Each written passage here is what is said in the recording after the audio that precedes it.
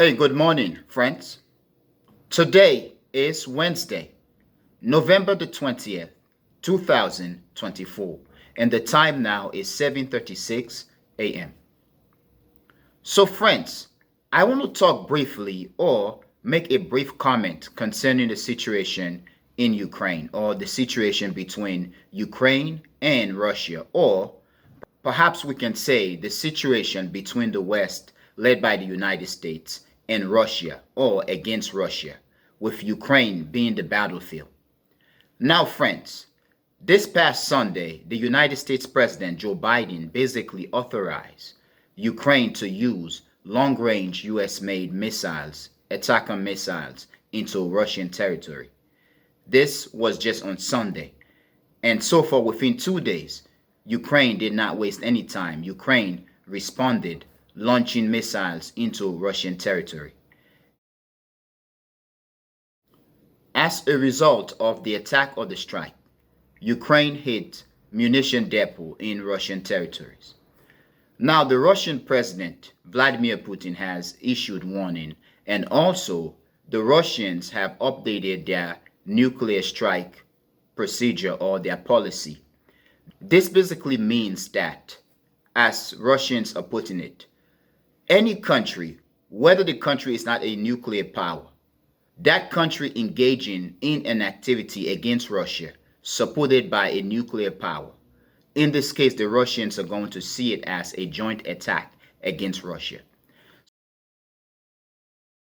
So many around the world, whether we are talking about news pundits or social media and or observers of international relations, and many of whom are paying close attention to the war in Ukraine or the situation that are happening occurring globally, are saying that this is a scary situation that is spiraling out of control between Ukraine and Russia slash the West and Ukraine against Russia, however you want to put it.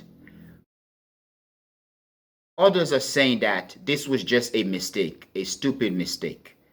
I, on the other hand, do not think that Joe Biden granting or authorizing Ukraine to use long-range US-made missiles into Russia or striking Russia with long-range US-made missiles was a stupid decision. I do not think so. I think it was a calculated decision. It was a coded decision. It was an American policy, a Western policy.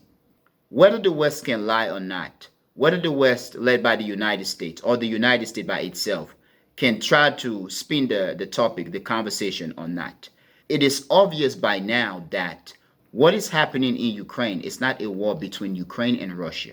It is a war between the United States and the West against Russia, a war in which Ukraine is being used as the battlefield. The West, led by the United States, is basically fighting Russia using Ukrainian bodies and Western munitions, bullets, and financial support.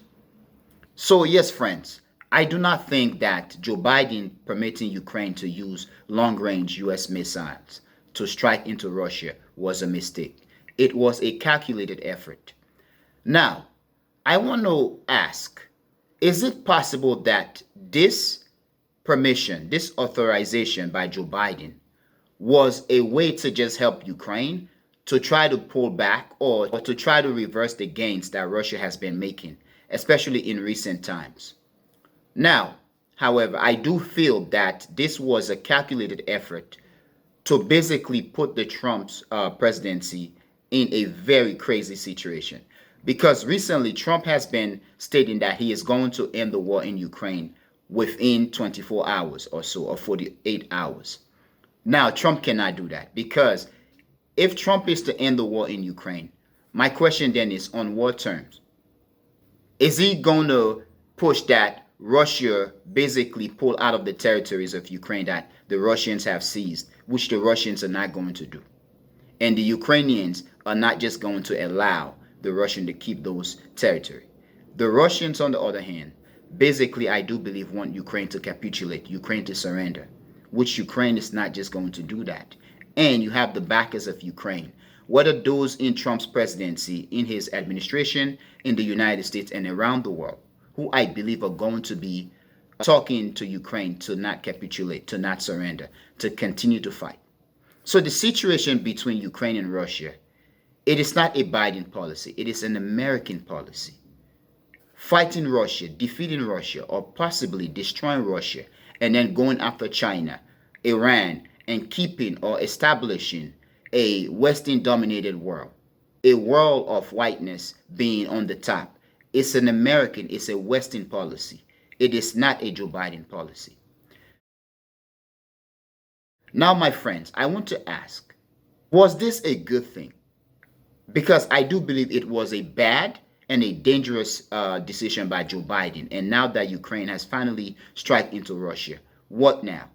Is the Biden administration and the Trump administration after, which is coming into office in January, and then the Ukrainian government, are they ready for this situation between Ukraine and Russia or in Europe to spiral out of control, which then could lead to, who knows, many saying that this could lead to a nuclear confrontation between Russia and the West, or Russia and Europe, or Russia and the United States, however you want to put it. But this situation, to me, it prompted me to ask, are the people in the West who are in power, are these people in a cult? And if so, if they are in a cult, what kind of cult is it? Is it some kind of spiritual, religious, supernatural cult? Because the manner in which they are pushing for war throughout the world, they are now propagating ideas to go after China and then Iran. The manner in which they are sustaining the war, the situation in Gaza, in the West Bank, in southern Lebanon, or Israel's effort in the Middle East. The manner in which they are doing this, it is as if these guys are in a cult, some supernatural cult, religious cult, in which they are making sacrifice, human sacrifice, to the great gods out there, or whichever deity they worship. Now, friends, I'm not trying to spread conspiracy theory here.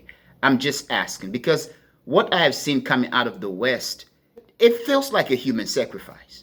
To an extent, you have to say, look, enough is enough. Let's end this war. The fact that these guys are so thirsty for blood, the fact that they are so excited in continuing conflict around the world, it is just scary. It is scary. But my friends, once again, I want to repeat, finally, the Ukrainians have attacked, they've struck into Russia. My question then is, what now?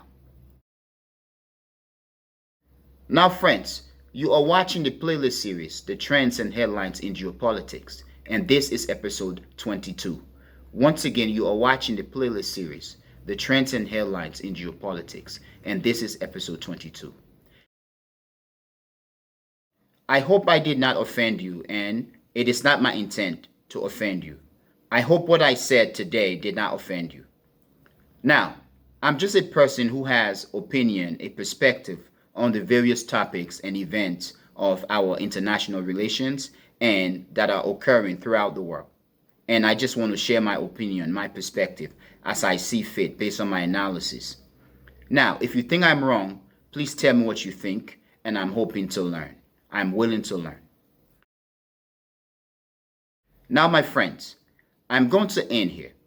I want to thank you, friends, for being a member of the Echoing Voice community. And also, I want to thank you a lot, my friends, for watching the Echoing Voice. Peace, my friends.